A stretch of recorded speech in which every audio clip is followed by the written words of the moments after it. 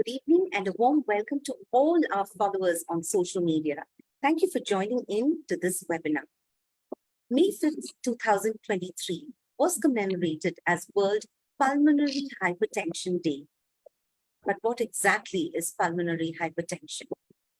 Today, Emerson Laboratories, on behalf and in association with Times of India, would like to raise the awareness of this frequently misdiagnosed disease. And that's why we have with us today an expert panel of doctors who will be able to shed more light on pulmonary hypertension. On behalf of Emerson Laboratories and Times of India, I would like to welcome Dr. Nitin Rao, MD, DNB Pediatrics, DM and DNB Cardiology, Chief Pediatric Cardiologist at Star Hospital, Hyderabad. Dr. Nitin, welcome. Good evening. Thank you so much. Dr. Rajiv Garg, MD, DM, Senior Intervention Cardiologist, HOD of Cardiology at the Aware Gleneagles Global Hospital, LB Nagar, Hyderabad. Hi. Dr. Bhanukiran Reddy, MD, DM Cardiology, Consultant Cardiologist, SLG Hospital, Nizampet, Hyderabad. Hi. Dr. Raghunath Reddy, MD, Pulmonology, Fellowship in Critical Care Medicine, KIMS Sunshine Hospital, Head of Department of Pulmonology and Sleep Medicine, Hyderabad. Hello and good evening. And Dr. Murli Mohan, DTCD DNB Consultant Pulmonologist at Renova Hospitals, Kombali, Hyderabad.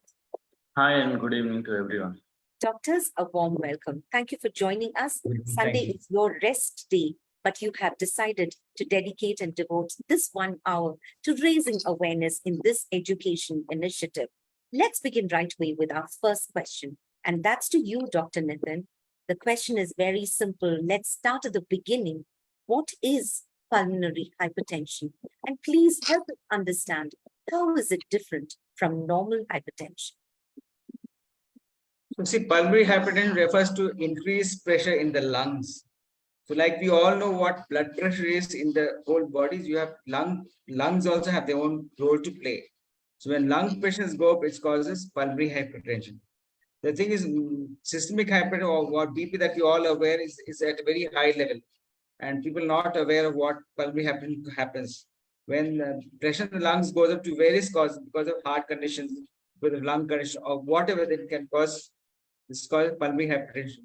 It's a lot of people not aware of the symptoms. It's a very undiagnosed entity, but it needs to be caught early and treated early with very good outcomes. Basically, pulmonary hypertension is increased pressure in the lungs, and how it differs from the regular BP that we know is that it can be as devastating as blood pressure, and it can be bad for the lungs, bad for the heart also. Something that needs to be caught early. Thank you. Thank you, doctor. Indeed, a very critical point there about how it's different from blood pressure. Thank you. Dr. Rajiv, could you help us understand, is it common to have pulmonary hypertension? And who exactly is at risk for this? Yeah. First, let us start with who are at risk of having hypertension. So most important prevalent condition in our society today is obesity. They are one of the highest people at risk for developing PAH. Now, obesity is defined as body mass index anything more than 25 in an Indian situation. And normal BMI for a female is 23 to 24, and for male it is 24 to 25. From 25 to 28, it is overweight. 30 to 32 is grade 1, 32 to 35 grade 2, and 35 and above is grade morbid obesity. Now, how do you calculate this? Basically, you calculate by weight in kgs by height in meter square. So every one of you should go and calculate your BMI to be aware whether you're obese or not. The second category of patients who are at risk of getting pulmonary arterial hypertension is patients using illicit drugs. That is also on rise today in the youngsters. Then third group is people with familial history, that is heritable. It is inheritable also. Then there is a group of people who are taking drugs for diet suppressant. So that also causes anorexians, they are known as. They also cause PAH. Then we can have PAH in people living at a high altitude, that is anything about 2000 meters and above. Then for patients suffering from sleep apnea, nowadays obstructive sleep apnea is increasingly being diagnosed. Probably in our questions to come, Dr. Raghunath will be able to throw more light on that. And then women at a age between 30 to 60 are slightly at an increased risk of developing this. And the incidence of PAH is on the rise, and it accounts for about 10% of the cases in patients over age of 65. So this is the general, what are the risk factors and probably the incidence, what you asked for. So you're saying that definitely there is a genetic factor that is involved in the incidence of PH. Correct. Thank you, doctor. It is an inheritable disease also, but it is not the only thing. As I told you, there are a lot of acquired factors like obesity, illicit drugs, then sleep apnea syndrome, then people living on high altitudes, then taking anorexia drugs. Okay, so there are some of the other factors which can cause PAH. Thank you, doctor. Dr. Bhanukiran, can you tell us, is pulmonary hypertension also hereditary? Yeah, it's hereditary and it can run in families. Especially it is associated with several genes like BMPR2, TBX4, and especially in pulmonary hypertension, there is a classification in which the class 1 contains this hereditary type of PH. Once we rule out all other causes, we need to see the pre-generational history of the families so that we can identify the familial type of, or we call them as idiopathic pulmonary hypertension. So, Dr. Bhanu, is it mother to child? Because if more women are getting affected, is this like a more of a mother to child kind of a hereditary, or it could be either parent? It could be either parent. Okay, yeah. All right. Just wanted to know. Dr. Raghu, please tell us now, Dr. Raghunath, what are the other factors that can cause or contribute? I know Dr. Rajiv has listed out a few, but even at the risk of repeating ourselves, I think it's very important to get the message out there. What are the factors that can cause or contribute to pulmonary hypertension? Yeah, already Dr. Rajiv has talked about it extensively.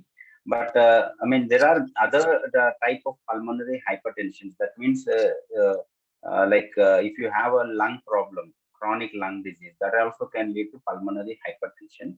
It's I mean, there's a classification where you have class 2, class 3, class 4, and class 5. So there are other diseases which can contribute to the development of pulmonary hypertension apart from the risk factors what Dr. Rajiv has already told. Like chronic heart diseases can also lead to pulmonary hypertension. But here the primary aim is treating the heart disease. Automatically the pulmonary hypertension will decrease. In the same way, chronic lung diseases like COPD, obstructive sleep apnea, and ILD is what we call it as fibrosing lung diseases. And there are many chronic lung diseases where it leads to low oxygen levels in their body, secondary leading to pulmonary hypertension. So this here also the primary aim would be treating at the primary cause of the lung problem. And the chronic thromboembolism, what blood clots going and getting blocked the lung capillaries leading to pulmonary hypertension, that is also one category. And there are a few other medical causes which can cause pulmonary hypertension apart from the class 1 or group 1 pulmonary hypertension, where it is more of an idiopathic variety, where you don't really have the cause. And there is also one connective tissue disease. You might be hearing about that SLE, systemic sclerosis, and other connective tissue diseases. There also you have the pulmonary hypertension developing secondary to these causes. So here the primary aim would be treating at the primary cause so that the secondary things will, secondary pulmonary hypertension will fall in place. But sometimes we might use the drugs used in pulmonary hypertension to decrease the pressure in the pulmonary arteries. Yeah. Thank you, Dr. I mean, this is what extra what Dr. Rajiv already described. Thank you, Dr. Raghunath. Dr. Nitin, would you like to add May I something? add a point? Just Yes. as a pediatric cardiologist, I'd just like to add that all of us are born with pulmonary. Every baby has the lung pressure is very high at birth. because when the baby is in the mother's womb, the lungs are not expanded. So it's a stiff mass. So lung pressures are very high. Once the baby is born, the baby starts crying and the lungs open, then the lung pressures start to come down. Some cases, like of all, the pulmonary doesn't come down for whatever reason, or sometimes we have lung disease, heart disease that contribute to rise in pressure of the lungs. So basically, we are all born with pulmonary hypertension, which should come down in about 6 to 8 weeks of life, and then other reasons come in, which is why it again goes up. So they have to identify primary reason. That's what I'd That's like an to. amazing point that you added as well, doctor. Okay, thank you. Especially to know that it starts with that from childbirth. Thank you so much, doctor. Thank you. Dr. Murli, now that we've talked about the causes and factors leading to pulmonary hypertension, could you tell us as lay people what are the symptoms of pulmonary hypertension that we should be looking out for? In the early stages of pulmonary hypertension, you may not notice any symptoms at all.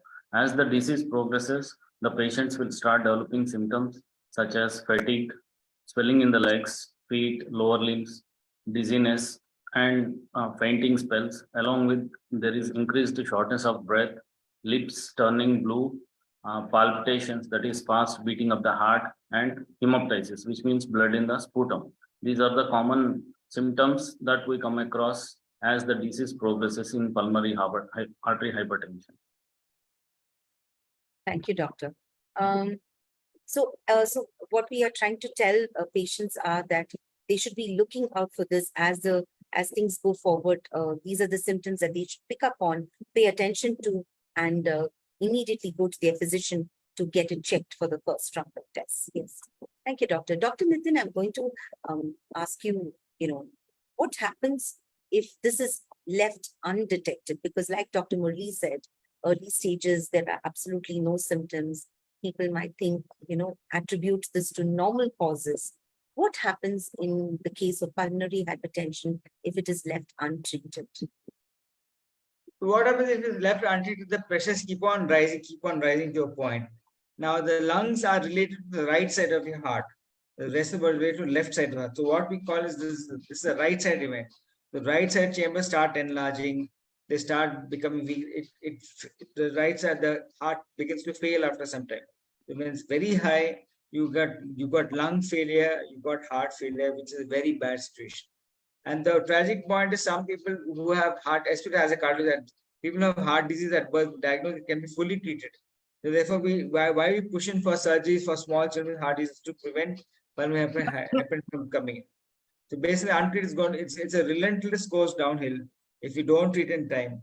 And if they have a very severe patient, it's a very tragic course actually. We have a lot of drugs to do that, like we'll be talking about later.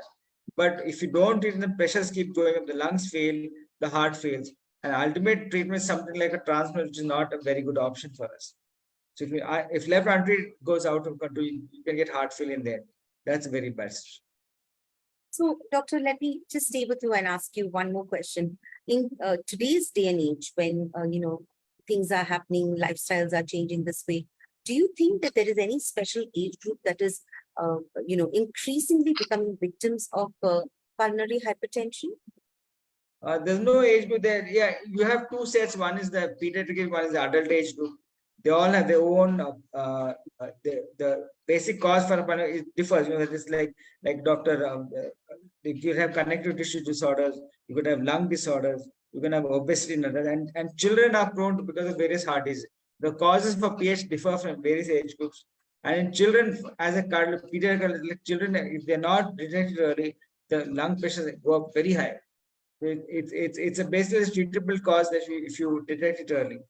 And as age advances, as Dr. Raghunatha said, all various age groups, various causes are there for PH to come in. And so basically, it differs from age, but small children are prone, adults are also prone, adults of a certain set. And like we talked of genetics, there is a genetic predisposition to pulmonary hypertension. The same reason many patients, some develop early PH, some do not. They have a tendency, they have a body tendency to develop. So that's what happens. It does happen.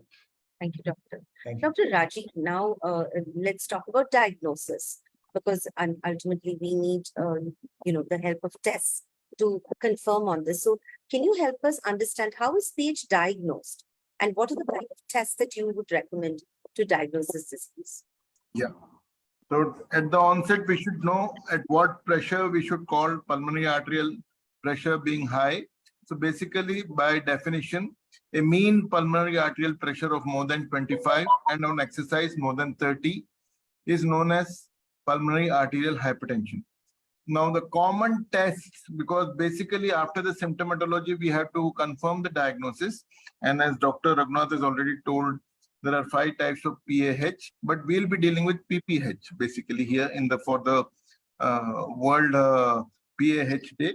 So the basic test will be, first we'll order for a basic blood test, that is CBP, then a chest X-ray. On chest X-ray, we can know if there is an enlargement of pulmonary artery, then there is a pulmonary oligemia on the X-ray, and pulmonary venous hypertension can be detected on that. And there are various grades of hypertension we can see on the chest X-ray. Then after the chest X-ray, we can go for a CT scan, CT pulmonary angio, that is known as. Okay, so we can know the size of pulmonary artery and the branches and its sizes. We can also know some indication about the type of PAH causative agent, that is it thromboembolic, is it only PPH, is it other causes? Etiology can be to an extent worked on CT scan. After that, we have pulmonary function tests. So we'll know how much damage to the lung has occurred in the pulmonary function test. After pulmonary function test, we have something called as the capacity of the patient, how much work he can do. So we do it by a test called as 6-minute walk test. We make the patient walk for 6 minutes. If he is able to walk for more than 400 meters, it is okay. Otherwise, generally in a PAH situation, it is less than 300 meters. And the capacity keeps on decreasing if it is not treated. And the measure of treatment being efficacious also is a 6-minute walk test. After that, we can do something called as VQ scan, ventilation perfusion scan of the lung. So we'll know something about how much damage to the lung has come by the form of clots and how much perfusion is happening in the lung, and is the patient having enough saturation to carry on his normal tissue oxygenation and brain oxygenation. And after that, we have something called an echocardiogram, in which we effectively measure the right ventricular and pulmonary artery pressure by terms of Doppler. There will be a dilatation of pulmonary artery, right atrium, right ventricle, and leakage in the tricuspid valve, by which we measure how much pressure is there in the pulmonary artery. After this, we have something called as cardiac MRI. We'll know some etiology of PAH because of cardiac MRI also. And lastly, but most important, is right heart catheterization. It will determine what is the level of pulmonary arterial hypertension, and is it reversible, not reversible, and can the patient be having response to drugs. And after that, we can plan a cardiac lung transplant, as Dr. Nitin has told. Though it is a reality in India nowadays, but very expensive affair. So this is how we generally investigate and follow a case of PAH. And I just wanted to make one clarification clear Yes. for our listeners as well. There are different kinds of PH, aren't there? Yes. So they should be meeting separate specialists for whichever kind. Yeah, grossly, Dr. Raghunath has told there will be type 1, type 2, type 3, type 4, and 5. So one is the primary pulmonary hypertension, what we are dealing now.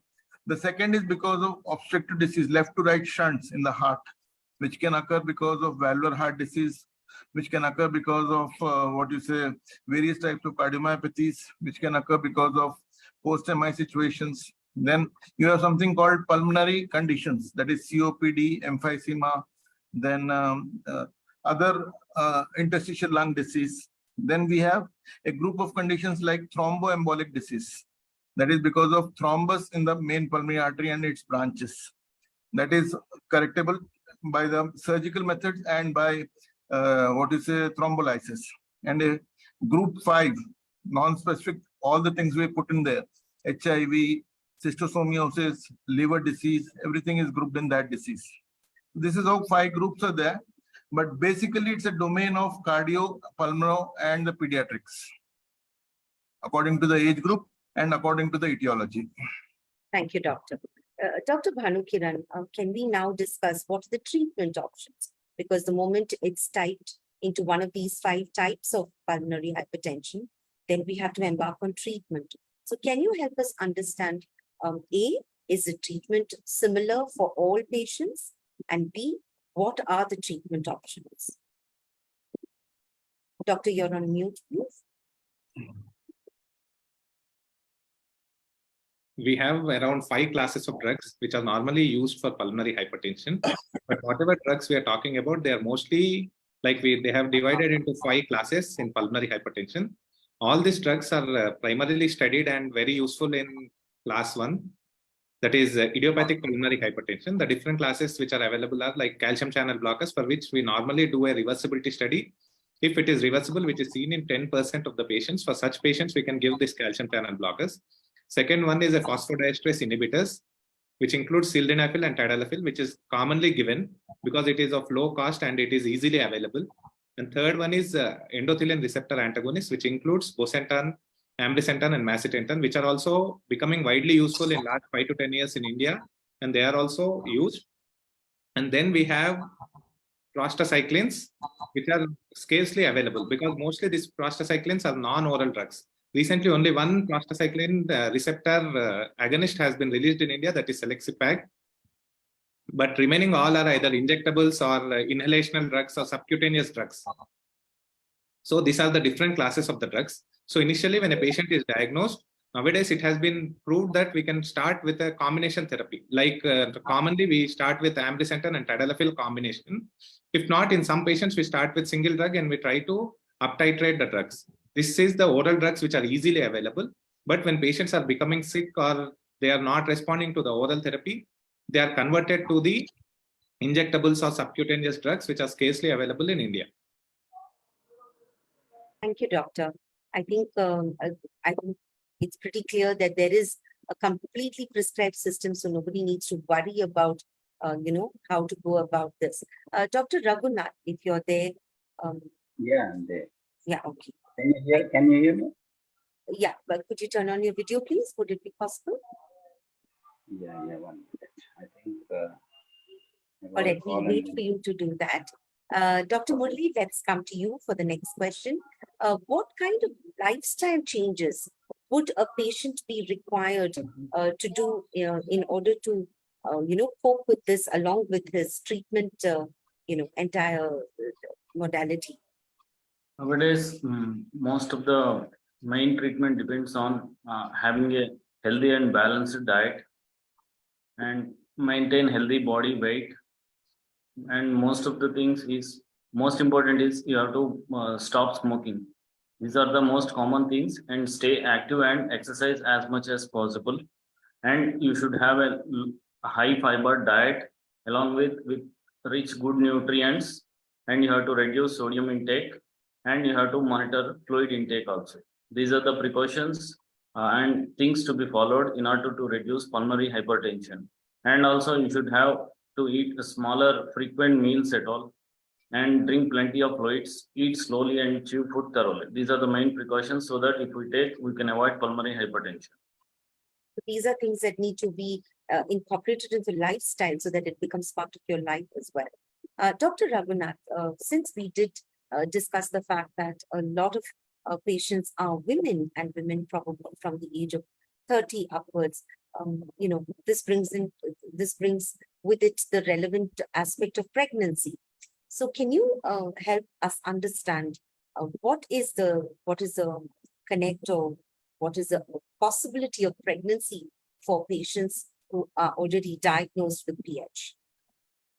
Yeah, basically, when the guidelines themselves say we should discourage pregnancy, particularly in patients with pulmonary arterial hypertension, basically because the mortality, maternal mortality, what we call it, the death rate of the mother is significantly higher compared to the normal population. Previously, when the treatments were not that available, the pregnancy-related deaths were almost up to like 36 to 56%. But with this treatment, now the mortality has come down, but still it is very significant. the mortality would be around 11 to 25%. That means almost 1/4 of women can die because of pregnancy if they have pulmonary arterial hypertension. So the guidelines are straightforward, discourage pregnancy in women of childbearing age with pulmonary arterial hypertension, particularly severe pulmonary arterial hypertension. But in case if the woman wants to continue her pregnancy, then and if their pulmonary hypertension is under control, there are some favorable outcomes also. But they're also, it is also a risky thing.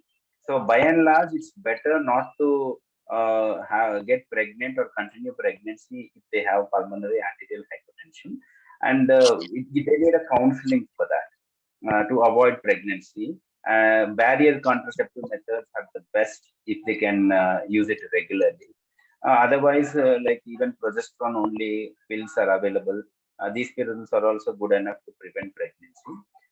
But you have to look at the drug-to-drug interactions using certain other hormonal contraceptives. But as I told you, the bottom line, discourage pregnancy in patients having pulmonary arterial hypertension. Dr. Raghunath, you mentioned counseling. Yes, Dr. Nitin, please. Yeah, like Dr. Raghunath said, extremely valid point.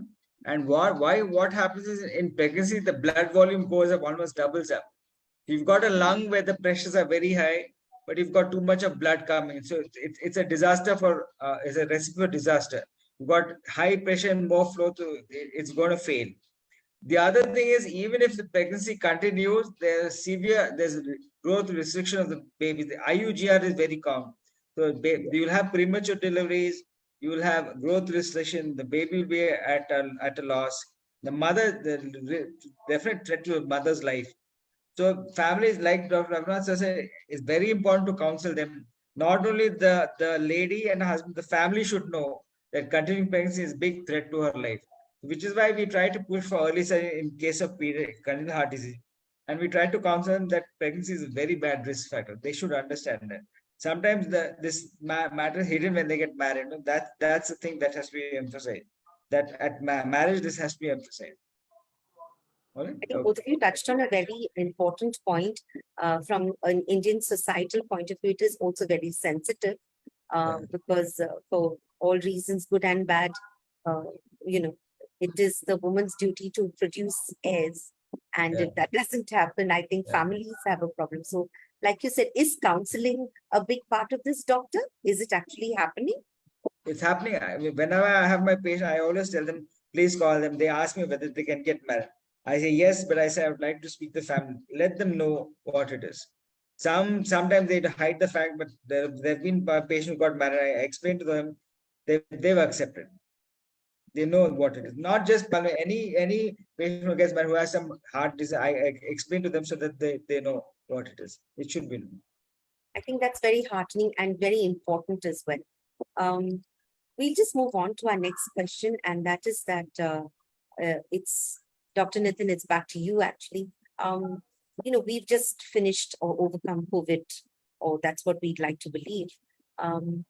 Do you think that post-COVID, the incidence of pulmonary hypertension among patients has gone up? And I throw this question open to everybody. From your own personal experiences, if you can share what your thoughts are, it would be great. Dr. Nitin, we'll start with you. Yeah, I think it has gone up, but more than me, I think is Dr. Raghunath and Dr. Muraliman would throw more light. They are seeing more cases. But it is true that after COVID, there have been a lot of patients who had very bad lungs. In fact, there are a lot of people transported, airlifted to Hyderabad for lung transplant because they had very bad lungs. So COVID has thrown everything to haywire. Lungs have been very badly affected. And just not pulmonary, even COVID caused lung problems. So people have had residual lung, stuttering lung for almost 6 months, 1 year after COVID. They have recovered ultimately, but there is incidence of increase of pulmonary hypertension for sure, increase of lung damage for sure, increase in medications for sure. And the people who have had other heart have had a really steady downhill course. It has affected very badly. I'm sure Dr. Raghunath can highlight us better on this. You probably Yeah, post-COVID, the pulmonary hypertension cases probably has increased, but I would say not to the epidemic level. The causes being, as Dr. Nitin says, it's a lung damage that is a post-COVID fibrosis, but the post-COVID fibrosis is not that bad at all. So there are very few cases where the patients are still oxygen dependent after like 6 months or 1 year post-COVID, very few of them. So by and large, the post-COVID fibrosis probably has created a little bit of pulmonary hypertension, but that over a period of time resolved. The second thing that probably caused pulmonary hypertension was pulmonary thromboembolism. There is the thrombotic complications during COVID that we have seen. There is a meteorological increase in the pulmonary thromboembolism cases during COVID. So those patients who had that massive embolism and they are coming down with the breathlessness, now developing pulmonary hypertension, probably we have to put them into category group 4 of the chronic pulmonary thromboembolic type of pulmonary hypertension. So because of these two reasons, I would say the pulmonary hypertension cases have slightly increased, but not to the epidemic level what we once thought, like probably 1 or 2 years previously when we were Right. dealing with the active COVID. Dr. It Murli, has would you like increased, to add but something not to very, that? The main mechanism responsible for pulmonary hypertension associated with COVID is the extensive pulmonary damage due to interstitial edema and alveolar inflammation, as in group 3, and along with thrombotic events, which are the main mechanisms responsible for mortality in patients with morbidity and mortality in patients with COVID-19. As previously, before COVID, we are unable to see so many number of cases of pulmonary hypertension or thromboembolic events, but post-COVID, we can see number of cases which are increasing, but it's not, as said by Dr. Raghunath Reddy, it's not up to the epidemic level. Thank you, Dr. Murli. Dr. Nitin, I'm coming back to you with one more question, actually. Post-COVID or just the requirements of life and living as we know today, many people are out traveling both for work and for leisure. And I don't think pulmonary hypertension is stopping anybody from traveling. Right. What is your advice for patients who need to travel, whether it's for leisure or whether it's for work? What's your advice to them on travel? Yeah, see, travel, yeah, like you said, people are going revenge travel now post-COVID. So they're going at a time, but it doesn't. Yeah, they can travel. And now that Dr. Raghunath said, we've got a lot of good therapies which actually help keep in control. That's very good. The only thing is people who have very severe pulmonary hypertension, very high, are at risk for air travel. Because air travel is high, decompression can happen. And they can do very badly, actually, because we've had before the COVID, we've had few international patients who came from abroad, and there's one child who came from Sri Lanka, had severe PAH, but child didn't make it. It didn't make it because it was a very sick child. So people who have severe pulmonary hypertension in high altitudes or in pressurized cabins like airplanes is a bit of a risk. Normal travel should be okay. Road travel should be okay, but my feeling is that the air travel is a bit of high risk for those with severe pulmonary hypertension. Mild to moderate on medication, they should be okay. That's what I think. And like you said, also high altitudes are a problem for for patients who are traveling on leisure. They should plan their holidays accordingly. That's right. And how about temperatures? Does that also impact PH patients? Extreme temperatures, like say very cold or yeah, extreme temperatures will affect everyone, and especially when people have severe PH, they will not tolerate cold very well. They have to keep that in mind. And like the patients who got severe PH, they're very delicate patient. They're edge of a precipice. They can go anywhere. So you have to be very careful with medication, with diet, with travel temperature, everything. They are quite delicate. They have to take care. And medication is most important at all times. So let me throw this open again to everybody in the panel. What should the patient pack with them when they are traveling in case they need to travel? Dr. Raghunath? when they're traveling, packing. Yeah. Like first aid or help or anything regarding what should they carry with them? If they're traveling to the high altitudes, probably oxygen is needed. I don't know if they can carry oxygen along Yeah. with them for a holiday. And even exertion is also not heavy exertion. It should be avoided. So you cannot go for a trekking or high altitude climbings or long walks.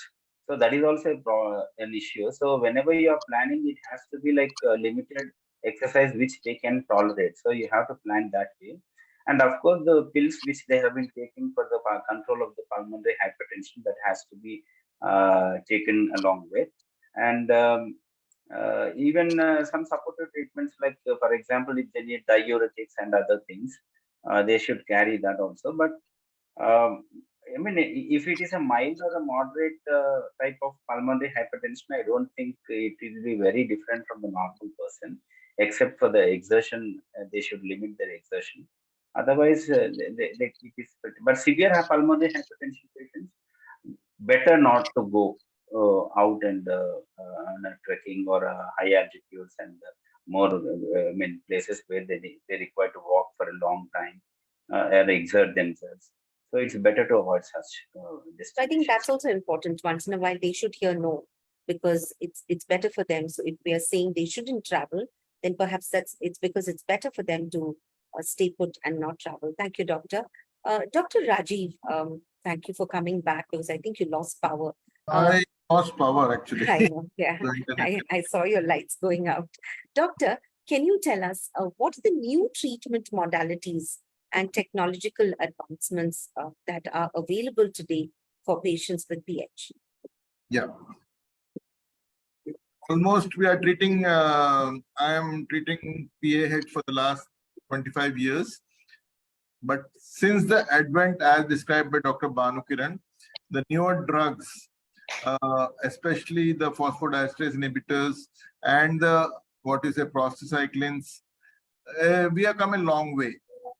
When we were labeling pulmonary arterial hypertension, I mean PAH primary, it was almost like a death sentence. The longevity was less than 3 years for 50% of the cases. Almost all of them used to die by end of 5 years. So we had to prime the family about this. But with the advent of new drugs like bosentan, macitentan, and tadalafil and sildenafil, now the longevity is improved to about 7 to 10 years. And with the advent of newer forms, we will not go into secondary hypertension, pulmonary hypertension, which has a lot of therapies. In primary itself, once the patient takes these drugs religiously, his NYHA class improves. That is, his quality of life is better. He does not become breathless on minimal exertion, and his 6-minute walk test capacity also improves. After these drugs fail to respond, we have something called prostacyclins, which nicely told by Dr. Banu. You can start using them, but they are not available in India. Then we have something called as heart-lung transplant. It's a reality in India, and in Hyderabad we are doing it. And results might not be very encouraging, but still longevity and survival, about 1 year is 80%, and about 5 years is 50%. So these are the options available. But as very nicely told by the previous panelists, you should avoid exertion. You should avoid isometric exercises and heavy weightlifting. You should avoid high altitudes.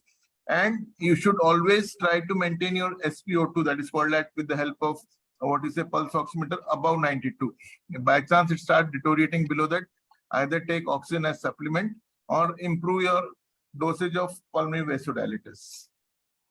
Apart from this, we should have regular treatment to improve the heart function and volume overload in forms of diuretics for volume overload. And we have few drugs, as already mentioned by Dr. Banu, calcium channel blocker, digoxin, as an additive therapies. But for pulmonary hypertension, we should use phosphodiesterase inhibitors and its classes in various things. And now we have 2 other new drugs, riociguat and vericiguat. They are also coming, and selixopag. So they are coming a big way. At cellular level, they act and improve the what you say, pressure parameters over a period of 3 to 6 weeks if you start using. So, Dr. Bhanu, can you tell us? I know we've had a long list already given out, but can you tell us if there are any other supportive therapies for PH? Like we have, we need to take some precautions. First thing is restriction of salt and water intake, because already the right side of the heart is very weak. And once the pressure increases, it will be at the borderline for failure. So if the patient is careless regarding salt and fluid intake, patient can go into failure. Second thing is going for regular exercise training, which is a symptom limited aerobic exercise. And as sir told, if we do isometric exercise, patient may collapse due to syncope. And third one is supplemental oxygen to make sure that patient has a saturation level above 90%, because this can improve the exercise tolerance of the patient and increase the quality of life. The next one is vaccination. As we told, even for patients who are traveling, like if the patient is having severe PH or for any other reason, such patients with any type of heart failure or severe PH, they should be vaccinated, because vaccination, especially against pneumococcus and the influenza, because this can help in preventing acute respiratory infections and leading to acute heart failure episodes. Then we have reproductive, that women should have contraception. They should avoid estrogen and progesterone, especially if a female patient is having severe PH. It's ideal for the husband to undergo sterilization, but as it is difficult to convince the patients, they should at least avoid the estrogen and progesterone injection, because this can lead to increased thrombosis. And apart from this, the supportive therapies include diuretics. As sir told, once the patient is having any acute failure like fluid retention and all that, diuretics are given to remove the fluid from the body and give relief to the patient from edema and difficulty in breathing. And next one is digoxin. In acute phase, digoxin can increase the contractility, but it is for a short duration. So these are the various things which are available. And it sounds like very, I don't know the right word to use, but very reassuring to patients to hear that there are so many supportive therapies available in order to better quality of life and perhaps slow down the degeneration due to the disease. Dr. Raghunath, I'm going to ask you perhaps a silly question, but a relevant one. Is it curable? Pulmonary hypertension, as like a systemic hypertension, what we say, it's not curable. It can be controlled. So it is like your diabetes and hypertension, where you don't expect any cure of diabetes or hypertension, but you can control them properly if you follow the treatment prescribed. So definitely it's not a curable disease, and the treatment is a prolonged treatment where they have to religiously use the drugs, particularly idiopathic pulmonary hypertension, what we call it as a group 1. Yeah, they have to take the medications, a long list of medications. Previously, probably like 10, 20 years back, these drugs were not that available. And it was like a death sentence for the patients who have developed pulmonary hypertension. But now there are so many groups of drugs available with these groups of drugs available and the treatment options available. You can control the pulmonary hypertension, and there are different treatment modalities for different stages of pulmonary hypertension. So even the last stage patients also, they have an option of going for a lung and heart transplantation. So definitely it's not curable, but definitely it can be controlled. Doctor, actually, I want to ask you one more, question, which is that what is the advice you would like to give to patients? At what stage is hospitalization going to be required for patients? Hospitalization. See, in pulmonary hypertension, as I told you, it is a very chronic disease, and usually patients who are like in heart failure or who are very hypoxic and breathless, in that scenario, On mute. but they might get hospitalization because of some other reasons, like developing pneumonia or developing some new other complications which are probably not related to pulmonary hypertension. But if you are looking at the hospital admissions only because of pulmonary hypertension, it is in the very last stage where they require hospital admissions. But in early stages, they don't require, and they can treated at home with oxygen, supportive treatment, and other anti-pulmonary hypertensive drugs. But hospitalization, once the patient gets hospitalized, it's a bleak scenario, particularly in pulmonary hypertension. If they are admitted because of pulmonary hypertension, the mortality would be high in such cases, where sometimes they might require the intravenous prostaglandin analogs, which are not available as of now in India, and other supportive treatment. And the last option would be heart and lung transplantation. So, Dr. Murli, let's now talk about something that everyone has touched on, but let's talk about it in a little bit of detail. Could you tell us the connect between pulmonary hypertension and sleep apnea? Obstructive sleep apnea is a recognized cause of secondary hypertension. Obstructive sleep apnea produces surges in systolic and diastolic pressures more during nights. It causes through a mechanism through hypoxic pathway with activation of vasoactive factors and hydrostatic mechanisms due to increase in left atrial pressure leading to pulmonary hypertension. Nowadays, we are seeing and obstructive sleep apnea is most common in obesity patients. They snore a lot during nights, so they become hypoxic, and there will be because of this hypoxia, there will be enlargement of the right side of the heart along with pulmonary arteries getting dilated. Once they visit the hospital, at that time we advise positive airway pressure therapy, which results along with oxygen, which results in reduction of pulmonary artery hypertension. Yeah, if I may add, this obstructive sleep apnea in itself does not cause severe pulmonary hypertension, because obstructive mild to moderate. it is an intermittent phenomenon. It occurs only when the patient sleeps. You have those obstructions causing hypoxia and other things. So even if they develop pulmonary hypertension, that would be only mild to moderate hypertension.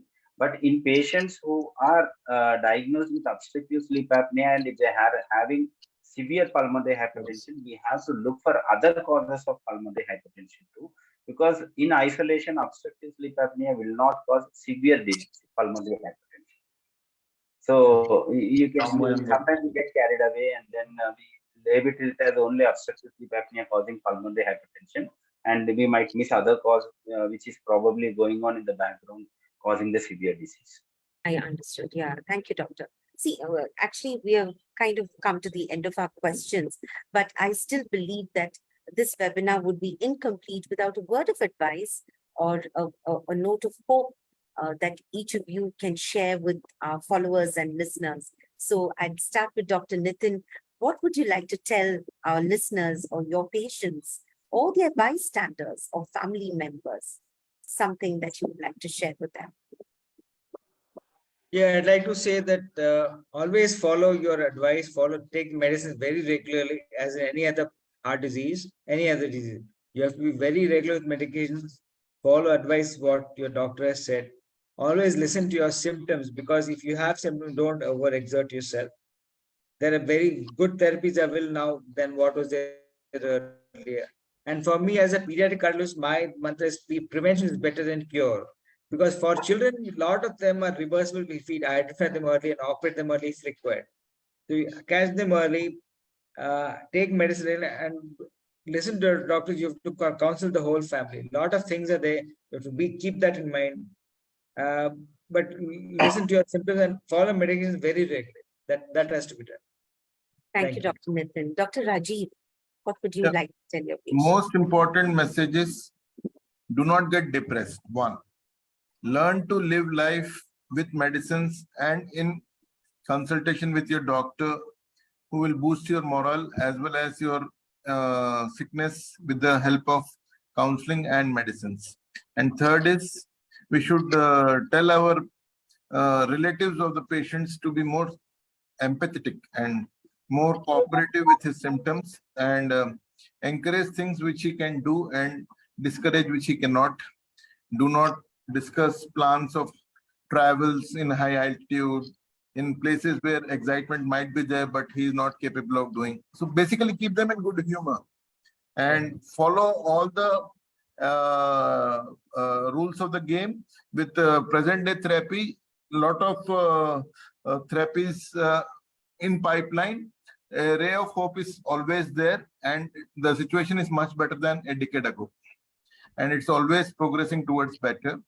So let us keep science and faith in our system of medicine, and let us go forward with it. Thank you, Doctor. Dr. Bhanu. As after all this discussion, we know that it is a disease which cannot be diagnosed before the onset. Any patients like primary or secondary, primary if there is any family history, or in secondary if there are like any connective tissue diseases or any viral diseases, they should be under follow-up, and they should know the symptoms of like exertional dyspnea. If there is anything, they should consult the doctor at earliest, so that if it is diagnosed early and treatment is started earlier, you can prevent the right-sided heart failure, which is the main complication of this PAH, and which is the most common cause for death in patients with PAH. One more thing we need is a family support. So once a patient is diagnosed, what we need is family counseling in this disease, because as we have already discussed, it is just treatable and can be controlled, but it cannot be removed from the patient, and they should be under regular follow-up and use the medications, and whatever investigations, like there are some side effects of the drugs, even those investigations they should get done to identify the side effect early and change the treatment. Thank you, Doctor. Dr. Raghunath. Yeah, I think already enough of advices have come up. I would say, like, see, it's not the end of the road. Definitely, as the doctor said, there is a new drugs in pipeline, and there are so many drugs available right now. It is a controllable disease, and if you follow the treatment pattern properly with the advice of the doctors, I think you'll have a fairly longevity and good what you call quality of life. As I previously we described, there are certain do's and do nots. So they cannot go to high altitudes. They cannot afford to develop infections. So that so they have to be vaccinated regularly. They cannot go for a strenuous exercises or like gymming or other things. They have to do that within limits, and they should avoid pregnancy, particularly women of childbearing age. So these are certain don'ts which you have to really follow. And what are the do's? You have to regularly follow up with your doctors. You have to use the medications regularly.